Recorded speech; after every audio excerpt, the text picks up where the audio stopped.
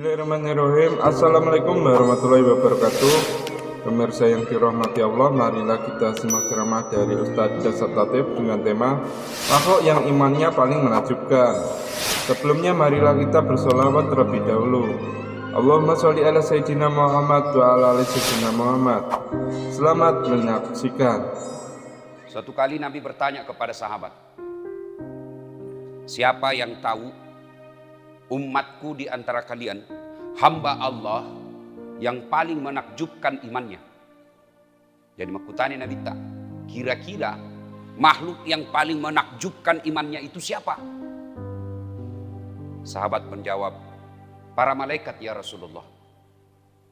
Nabi menjawab, bukan, tanya nasa malaikat. Bagaimana mereka tidak beriman kepada Allah? Mereka bisa berdialog langsung dengan Allah. Dan tidak istimewa itu. Mereka beriman kepada Allah para malaikat karena mereka bisa langsung melihat kepada Allah.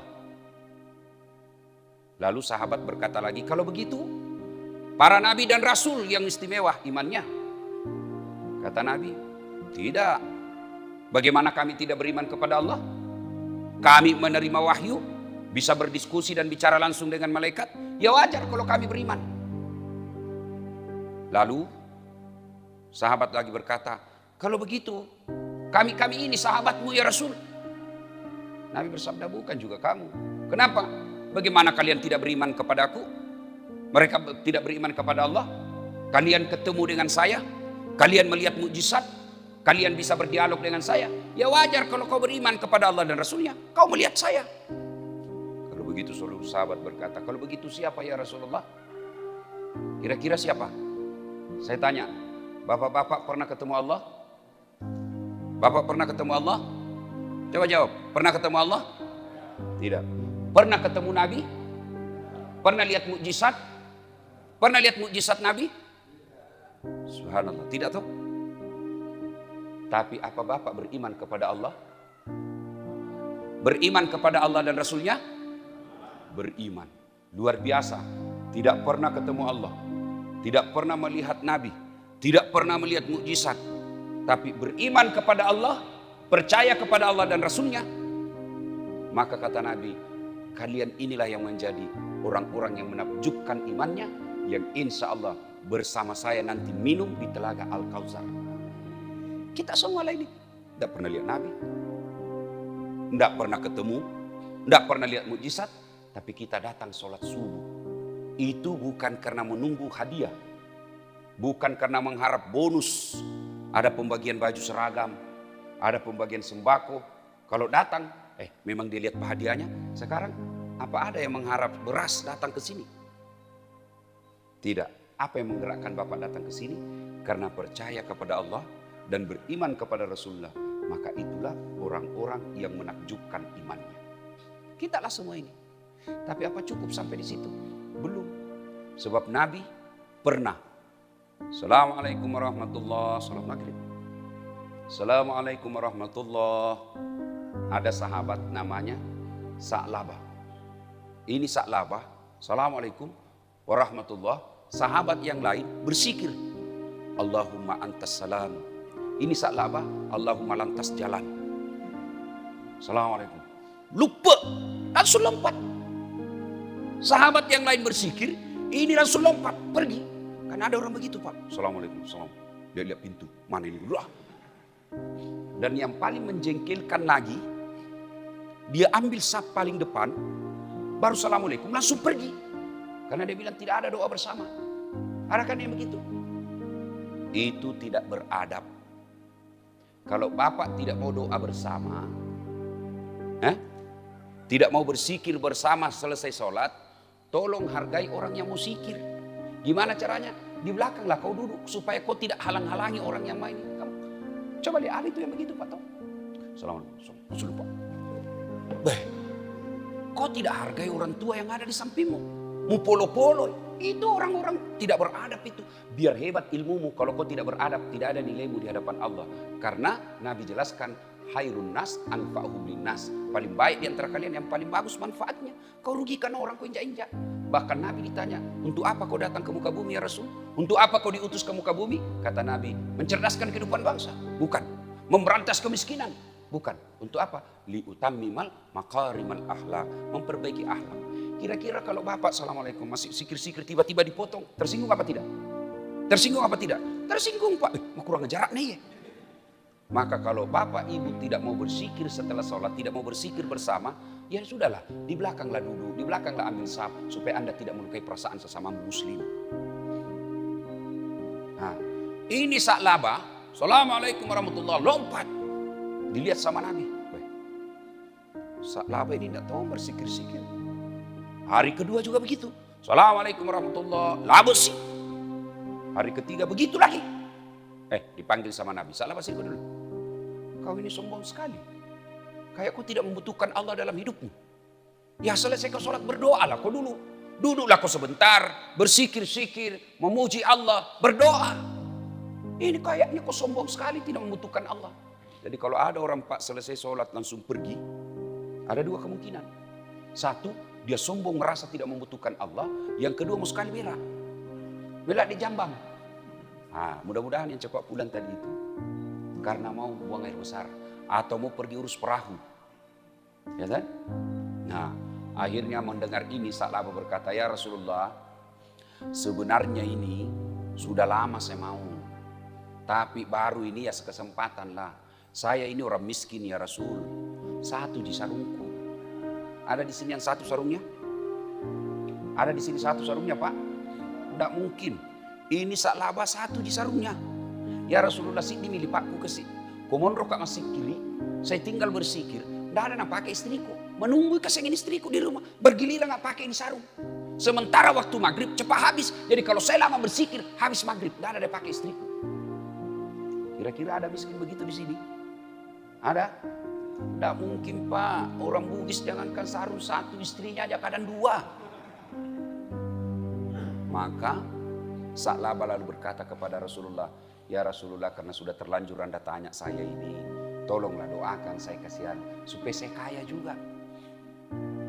Kata Nabi Sa'labah, siapa teladanmu? Anda ya Rasulullah. Siapa yang kau contoh dalam hidupmu? Anda ya Rasulullah. Kau lihat saya kaya? Tidak ya Rasul. Ya sudah ngapain kau kaya pula sama kau? Pulang. Kau pikir-pikirlah, kau kirain aja dia orang kaya. Kau pikir-pikir dulu. Pulang Sa'labah. Besok ketemu lagi sama Nabi, ya Rasulullah, saya sudah pikir-pikir ini. Sudah pikir. Memang enak kalau miskin, tapi lebih enak lagi kalau kaya ya Rasul. Kalau saya kaya ya Rasul, alhamdulillah, ada sarungku dua, istriku bisa bersikir dulu. Kalau saya kaya ya Rasul, saya bisa beli kambing untuk kurban. Kalau saya kaya ya Rasul, saya bisa bantu tetanggaku. Enaklah kalau kaya. Kata Nabi, pikir kau dulu deh, pikir kau.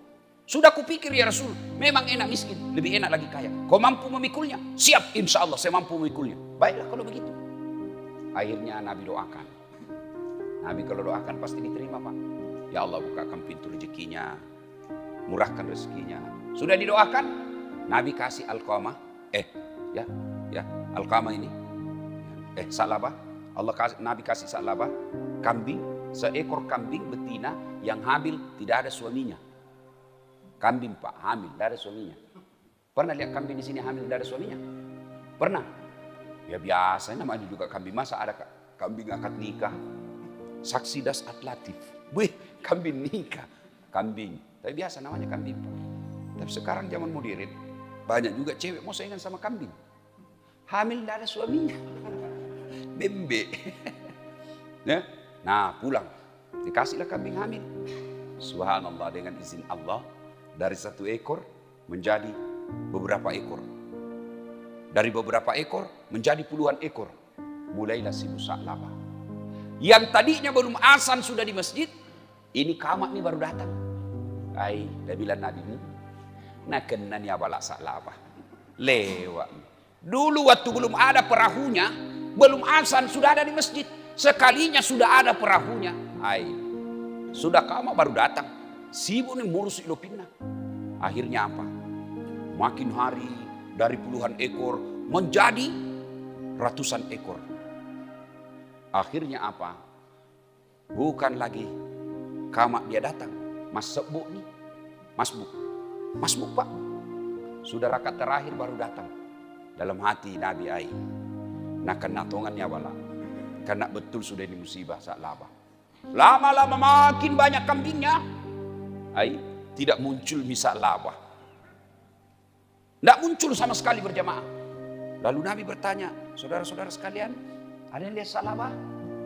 Tidak ya Rasul, sibuk ngurus kambing. Inna lillahi wa inna ilaihi raji'un. Apa yang saya cemaskan betul terjadi. Kan banyak begitu Pak tuh. Waktu belum punya mobil, biar hujan datang jamaah Pak. Sekalinya sudah punya mobil, tidak pernah melihat masjid. Akhirnya turun ayat perintah tentang zakat. Nabi katakan, kau pergi minta zakatnya Sa'labah. Kau mintai, suruh bayar zakat kambingnya. Pergilah sahabat. Assalamualaikum warahmatullahi wabarakatuh. Waalaikumsalam warahmatullahi wabarakatuh. Kau, ya Sa'labah, kami diperintah Rasulullah untuk mendatangimu minta zakatmu. Minta kau keluarkan kambingmu. Apa kata Sa'labah? Apa? Nabi minta kambing, bayar kau zakatmu. Enakmu.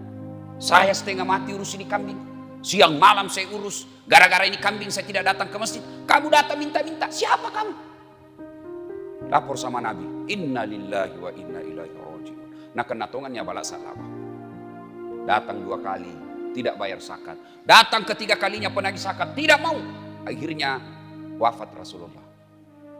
Tidak pernah bayar zakat Sa'labah. Ada yang terlupa. Sebelum wafat Rasulullah turun perintah Quran. Informasi. Banyak di antara kalian sebelum dia kaya hamba Allah, tapi setelah kaya menjadi hamba harta. Wetuna rodega warang parana, maraji mas sempajang, si sekali na mega warang parana, nan lupai ni pungal Allah Ta'ala, lebih nasompan warang parana. Ayat ini disampaikan kepada Sa'labah. Sa'labah, baru ayat turun, kamu nak kena ini. Kau orang Madinah begini. Sa'labah kemudian istighfar, astagfirullah. Dia ambil hartanya kambingnya, dia kirim datang kepada Nabi. Ya Rasulullah, terima zakatku. Apa kata Nabi Sa'labah? Sudah, bawa pulang itu kambing. 3 kali saya pergi, utusanku 3 kali itu sahabatku kau suruh, tapi kau tidak mau bayar. Sudah, kau kasih malu saya. Bawa itu. Andre. Kalau orang Bugis, Andre kau lah wajah. Andre nih, Andre mana nih? Maka kau pulang. Wafat Rasulullah. Sa'labah datang bawa zakatnya kepada Umar. Abu Bakar. Abu Bakar kata, mana saya berani? Nabi tidak terima. Apalagi saya tidak berani saya. Wafat lagi Abu Bakar diganti oleh Umar. Ya Amirul Mukminin, terima zakatku.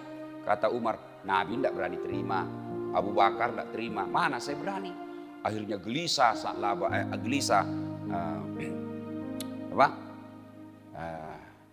gelisahlah ini sahabat ini tidak bayar zakatnya, sengsara perasaannya. Alqamah ini, ya Sa'labah maksud saya, sengsara dia. Nabi tidak terima zakatku, Abu Bakar tidak terima zakatku, Umar tidak terima zakatku. Dia gelisah. Akhirnya apa? Bangkrut. Mati semua kambing-kambingnya, hilang semua kambing-kambingnya, jatuh miskin dan dikabarkan dia matinya dalam keadaan fasik. Nauzubillah min dzalik. Nah banyak di antara kita begitu Pak. Sebelum dia kaya, rajin berjamaah di masjid. Sebelum dia kaya, baik sama tetangganya. Sebelum dia kaya, bagus sopan santunnya. Tapi setelah kaya, tidak pernah lagi datang ke masjid. Jangankan tetangga, saudara kandungnya saja dia sudah tidak baik sama dia. Maka sesungguhnya kekayaan paling enak itu Pak. Kekayaan paling tinggi bukanlah harta, tapi iman. Harta tidak dibawa mati. Saya bilang sama istriku, tidak usah kau bunyi soal harta. Nah kau tidak bawa mati itu harta. Nah bilang memang tidak dibawa mati, tapi kalau tidak ada harta rasanya mau mati. Iya toh? Nah Bapak Ibu Saudara-saudara sekalian, Sa'labah ketika tidak punya kambing, nikmat hidup iman dia dapati. Dia datang berjamaah di masjid. Dan itu sisi mulia di hadapan Allah Subhanahu Wa Taala. Tapi setelah dia punya kambing ratusan ekor, akhirnya imannya hilang. Dan orang kaya itu Pak, jangan pikir enak jadi orang kaya. Itu orang kaya itu banyak pertanyaannya nanti di akhirat. Ditanya kambingnya, ditanya perahunya, ditanya mobilnya, ditanya tabungannya, ditanya semua itu rumah-rumahnya. Banyak pertanyaan. Kalau kita orang miskin apa mau ditanyakan? Rumah, kontrak. Mobil, angkutan umum. Motor, Grab, Gojek. Sepeda, Tidak punya. Apa pi mau ditanyakan? Apa pi? Cincin palsu. 10.003. Apa mau ditanyakan nih Pak? Coba. Orang kaya biar giginya ditanya. Itu emas di gigimu dari mana kau dapat itu? Itu ditanya semua Pak. Jamu itu kalau dilihat gajimu nggak bisa kau beli itu. Dari mana? Mau ditanya semua. Kalau kita orang miskin jam tidak ada. Jadi cepat. Itu orang kaya masuk juga surga tapi mega pakutanana Pak. Orang miskin sudah dalam surga, orang kaya masih ditanya. Jadi ada cerita. Tersangka pertama maju. Nama Inem. Pekerjaan pembantu rumah tangga. Gaji, hartamu kau dapat dari mana? Gaji bulan-bulan 1,5 juta jadi pembantu. Tuhan sebenarnya tidak ada cita-citaku jadi pembantu. Tapi karena tidak ada ijazahku, tidak ada sertifikatku, mamaku sakit di kampung, ya saya jadi pembantu supaya ada gaji saya belikan obat mamaku kasihan. Tiap bulan sekitar orang tuaku 1.500.000 untuk saya. Tiap bulan itu. Hebat. Mobil tidak ada. Rumah tinggal di rumahnya majikan. Tabungan apa mau menabung yang mau dimakan bulan-bulan saja tidak cukup. Kau sholat. Bukan cuma 5 waktu, tahajud saya bangun kalau saya ada masalah. Kau puasa, alhamdulillah bukan cuma Ramadan, Senin Kamis saya puasa. Kau sedekah, ya kadang-kala kalau saya beli sayur, saya beli ikan Rp1.000 untuk penjual sayur. Bagus kalau begitu. Kau masuk surga, Inem. Masuklah surga. Tidak banyak pertanyaannya Pak. Masuk surga. Beberapa tahun kemudian, tersangka nomor 1013 maju. Nalia Inem, ini bosku. Ini yang paling seke ini. Dia diintip sama Inem. Bagaimana modelnya dia ditanya? Mulailah ditanya Pak. Nama Haji Waco. Pekerjaan juragan kapal. Mulai ditanya. Itu kapalmu dari mana? Tidak jelas, ditumbuk. Tak lempar matanya satu Pak.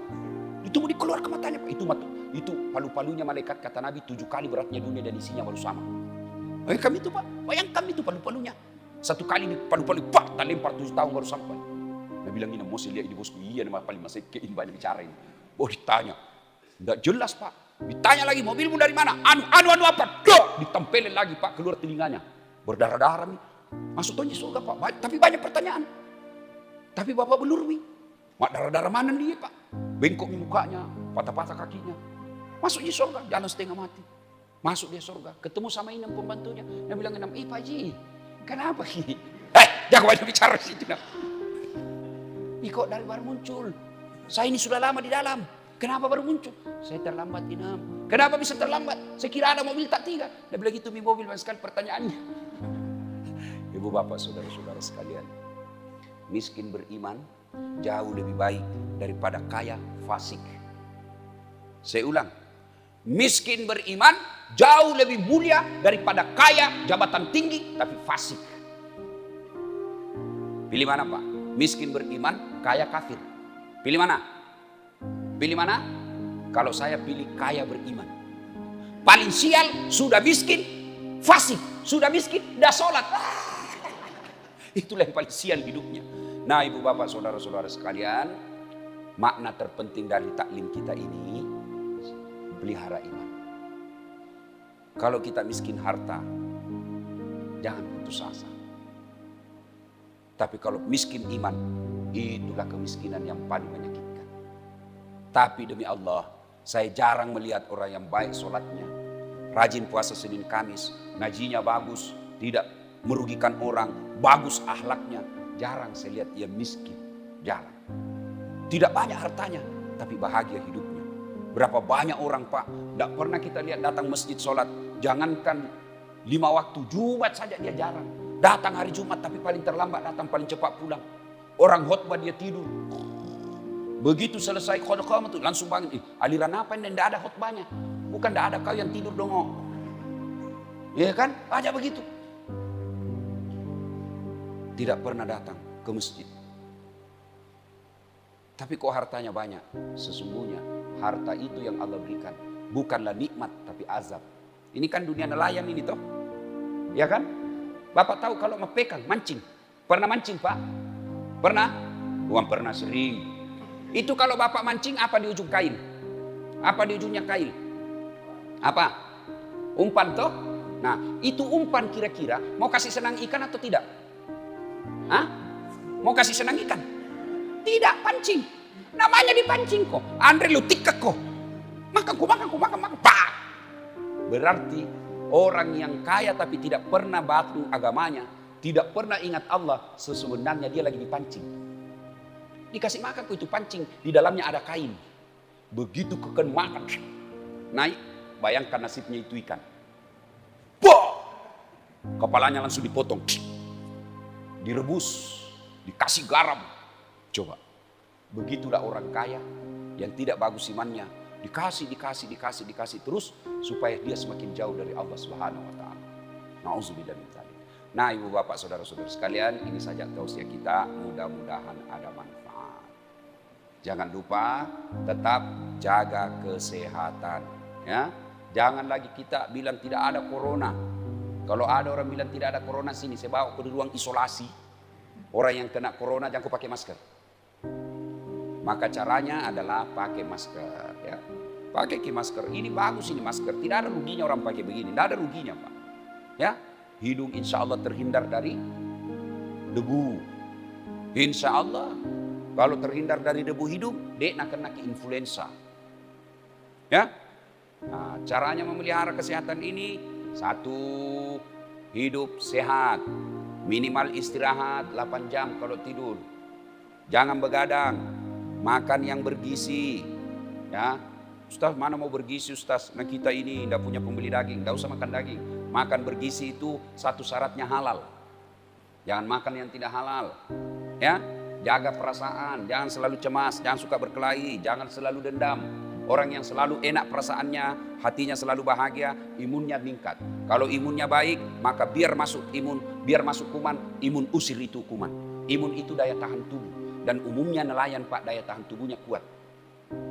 Kuat dingin, kuat matahari, terendam air laut itu sumber obat.